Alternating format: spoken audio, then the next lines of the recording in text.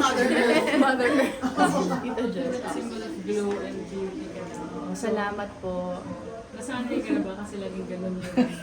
Laging ganun yun. Hindi, napapressure na ako. Kasi tumatanda Parang na hindi ka po. kailangan tumanda, di pwede. Parang bawal tumanda, bawal magka-wrinkles, bawal.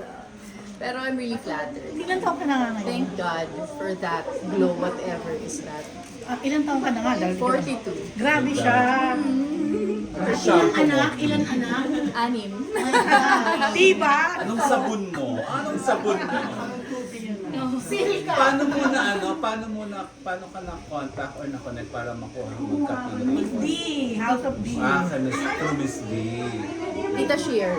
Si Sheena, close ng mami mo. Yes, yes. Tapos in connection nga sa question kanina, Apo. kasi every time may survey sa mga young actresses or kahit hindi young, pag tinanong ko sino yung epitome of beauty, pinakamaganda for you, lagi ka nababanggit ng pangalan. Anong comment mo doon?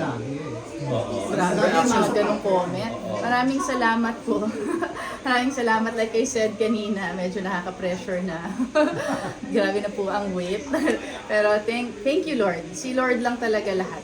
Pero, Christine, pag ikaw ang tatanungin, tingnan mo at least 3 na pinakamagagandang mukha para sa'yo. Nako, it would be unfair naman for the others. Kasi sa totoo po, ang dami ko na talagang hindi masyadong kilala ngayon. Pero ang dami ko na rin, ang dami rin magaganda akong nakikita, but I don't remember their names. Pero yun na nga. Basta Fresh na eh. Basta every time na may ina-ask na beautiful celebrity, Pilipina, definitely hindi mawawala ang pangalan mo. Yes. It's not on top or what, di ba? Thank you. Ayun Thank you, na. Lord. But anyway, let's ask Jess then. So, how do you feel second branch na to ng Skinlandia? And this time, yung family nyo naman ang may aral. Yes, I feel it's beyond gratefulness na po. This time I feel so blessed. Kasi last year I was only an ambassadress.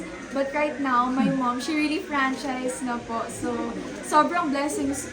Tuloy-tuloy po talaga. Not only on this field, but also on my career in acting. Kasi last year yung in-interview niya ako, wala pa po akong Oo show. nga, correct. Pero ngayon, naka-5 na po ako with GMA. So, thank you po. Nakakala mo may alam ako sa mga nangyayari sa paligid ko. Thank you po. And doon naman po sa sinabi kay Miss Christine na siya po yung only choice. Kasi for me, I believe hindi lang po physically beautiful si Miss Christine, but she radiates so much positive energy. And I watched one episode in House of D po. Yung very first episode. Sobrang family-oriented rin po kasi. Thank you. And Thanks, then, Jess. yung naka-center talaga si God sa... Yes. So I believe it's also why you're beautiful po. Thank you. Pero yun nga, Tin, anong feeling mo kahit na ikaw yung talagang parang nagsashy away pa rin sa showbiz, sa limelight, pero ikaw pa rin na hinahanap, ikaw pa Praise rin. God. Wala po kasi talaga akong, hindi na ako in control. It's really the Lord who's, blessing me with so much. Napakabuti talaga ni God. Pero hindi niya ba nauupuan minsan ni Oyo na, sige na nga, tumanggap na nga ako, like, I'll make a telestory na nga, I'll do a movie na nga. Actually, wala naman po talagang problema kay Oyo. Ako yung may problema. Yun nga, ikaw. Oh, so, ayaw mo. hindi pa ba dumarating yung time na, sige na nga, gagawa na uli ako ng Sa pangako sa'yo. totoo, gusto ko talaga. Namimiss ko rin po talaga. Except yung Kaya may demands. houses D. Ayun nga. Kaya may House of D. Pero yung demands po kasi, ate alam mo naman ang demands ng teleserye. May 6 akong anak, may asawa ako. So hindi na siya yung parang katulad nung dati na anytime tawagin nila ako in the middle of the night, pwede nila akong hatakin, things like that. Yung may kailangan i-shoot, may kailangan... So hindi ko yun mako-commit talaga. So kung meron mga sitcom, okay na. Sitcom, okay ka talaga doon. Yeah, kasi medyo magaan. Magaan. Pero yung House of D, nung dumating to, parang alam Ang namin, sarap ng feeling, na-excite ka rin na-miss dito. ko mag-ayos ng hair, tsaka mag-makeup, oh. Nakaka-miss ko talaga. Kasi, syempre, I grew up doing this, eh. So, na-enjoy mo to, yung House of D. Na-enjoy ko po. Tapos, with Miss D. Yeah, with the family pa. Oo. Tapos, I can be myself. Hindi ko kailangan umiyak. Correct. Pero parang mas open ka dito, Tim. What do you mean, ate? Mas Mas relax ka, mas kung whatever na pinag-uusapan nyo. Oo, Yes. yes. I hope no judgments kung ano man yung mga na-share namin Okay nga sa eh. mga experiences namin. Di ba meron actually yung mga interviews. So, ganun din ba kayo ka-close talaga? Ganun, yan lang po talaga kami. What you see is what you get. Marami nagagandaan sa dynamic niya ni Miss D as your mother-in-law. Alam naman natin, sa kultura ng ng Pinoy, di ba madalas na yung in-law, Ah, saka yung oo, hindi oo, talaga sobrang smooth yung relationship. Pero kayo din, bakit? Alam niyo po, hindi naman maiiwasan na minsan nagkaka-conflict, minsan may tampuhan, pero wala eh. Pag nandiyan dyan talaga si God sa center, maaayos at maaayos lahat. Kumbaga walang samaan ng loob. You can easily, Nagkatampuhan na kayo ni Miss D? nung nagsisimula. Oo. Meron din. Meron din nung nagsisimula. Pero, kumbaga lahat naman yung naayos eh. In time. Tsaka naayos talaga ni God lahat. Alam mo, nag-viral yung sagot mo na ano? Yung sa... Bawal tumanggi. Bawal tumanggi. Nag-viral ba? Sabi, hindi ko na naman alam. So ano naging reaction nyo after that? Yung Wala naging lahat. Nagtatawanan lang. Tawa lang sila. So ito talaga. Pero tin, bawal talaga tumanggi. Bawal. Bawal. Sabi nga ni Miss D, nagulat daw siya kasi ang una niyang kilala sa'yo, tahimik ka, ganyan. Pero nung may House of Andi na, nagulat siya, napaka-fluent mong mag-host, makakwento ka, reaction Thanks, mo ma. doon. Thanks, ma. Getting to know each other tayo. Tagal-tagal. Tinanong ko na din namin siya nung in-interview namin siya kung anong klase kang daughter-in-law. She said nice things about you. Ngayon tatanungin naman kita, anong klase mother-in-law si Miss D? Akala ko sabihin niya, maldita. Yes, she said nice things about you. Anong klase siyang mother-in-law? Nakakatuwa nga isipin kasi sa totoo, kung tatanungin, well, kung aalamin natin yung sasabihin ng mga ibang tao, feeling nila si Mama Di, supladita, parang kung ano yung tingin nila sa akin, di ba, gano'n. So parang ako, nakakatawa lang kasi she's very blunt. Alam mo yung straightforward. Eh, gano'n din ako. So nagkakasundo kami, kaya minsan pag merong mga mga parang, ay, bakit ganyan siya? Very frank, very ganyan. So, I just understand, natatawa nga ako sa pagka-ano niya eh, pagka-straightforward niya eh. Kasi totoo lang siya talaga. And ganoon din ako.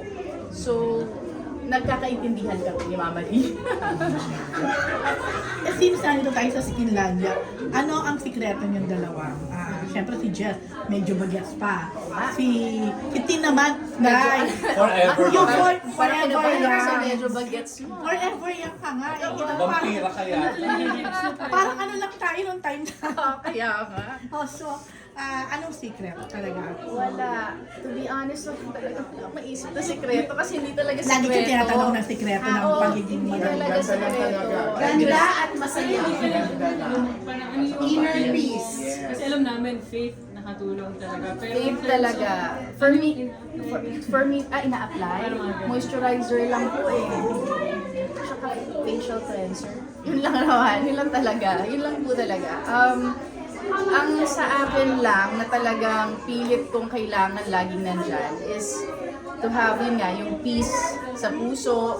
Kumbaga, when God is there kasi, you'll have joy, you'll have contentment, you'll have peace. So kahit medyo may challenges, pag nandiyo dyan si God sa buhay mo, you'll always go back to Him. Siya yung anchor ko. So, yun lang talaga. As someone na laging tinatawag na maganda, ganyan. Nagkaroon ka ba, naka-experience ka ba ng fear nga na baka magka-wrinkles na ako, ganyan? Siyempre, once in a while, di ba? Tinitira din tayo ng hormones natin, di ba? Totoo naman po yan. Pero, yun na nga, I just try my best kung ano magagawa ko for myself to be healthy, to eat healthy, to exercise. At yun na nga. Exercise mo regular. Lord, please, pagandahin mo pa ako rin. Nag-exercise na ba? Lord, babatain mo pa ako. Kulang pa ba? Anong pananaw mo sa beauty enhancement na ginagawa ng ibang babae? Ano pong enhancement ito? Retoke.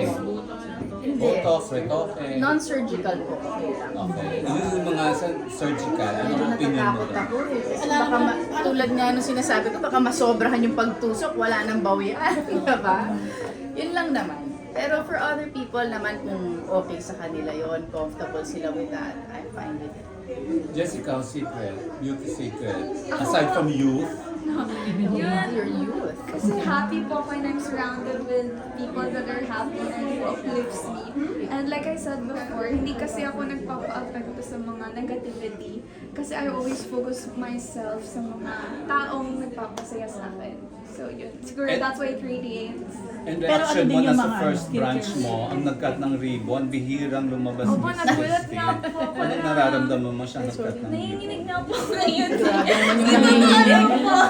Alamig yung kamay ko ngayon. Grabe yung nanginginig. Katabi lang po kita, isang karangalan. So yun, sobrang saya po. Opo. Sobrang saya na siya talaga yung Sarap maging bata. Pag tinititigan ko siya, sabi ko, wow, ang sarap maging bata. Pangako sa'yo, Days. Up close eh. Oh. Pangako sa'yo, Days. Oo. Ay wala, puro kami wasakan yun ate. Pero Jen, ano yung skincare mo lang? Recently, hindi na ako masyado nakakapag-skincare kasi yung taping ko. Ayaw na Skinlandia. Yeah, kasi pupunta din po ako dito halos every Anong week. treatment paborito mo? Siguro po, hydrofacial. Kasi para ma-hydrate yung face. Kasi Kailangan. parating pagod po. Okay na. Sa taping. So, kailangan mag-hydrate always. Big favorite. Tinandaan ko yun, hydrofacial.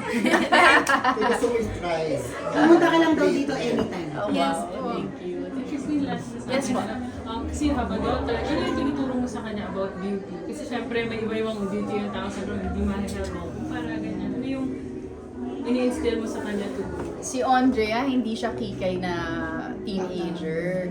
Pero what I always teach her na just always be presentable. Kailangan neat ka, yung hygiene mo, yun naman ang importante. So yun naman. Kikay ka ba ng bata? Parang hindi rin. Medyo boyish ka. Okay. Thank you po. House of D, please subscribe. Second season na. Oo nga, ano na kayo? More than 100 subscribers na. Kinabahan ka rin ba Nakatutok nun? ata si Mama D dun sa Ayun na, kinabahan ka rin ba nun? Kasi si Miss D, kinakabahan siya. Oo, na baka daw. Oo naman, pero we're really happy na talagang nakaka-relate naman yung mga tao. And yun, slowly minamahal niya isa-isa sa amin. So thank you. Please support House of D. Tsaka surprising ka kasi ano mo magsalita. Ano po ito? Napaka-relax mong magsalita sa House of Go with D. the flow lang. Oo. Go with the flow lang. Tsaka yung wisdom ni Wala na. Yes. Merong mga side comments.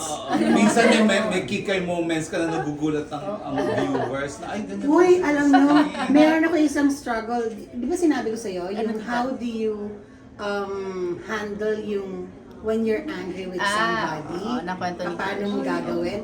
Yung sinabi niya doon, panoorin nyo, rewind nyo sa House of D. Anong Manood ka ate. Nanonood ako. Kasi From first episode. From first episode to the last.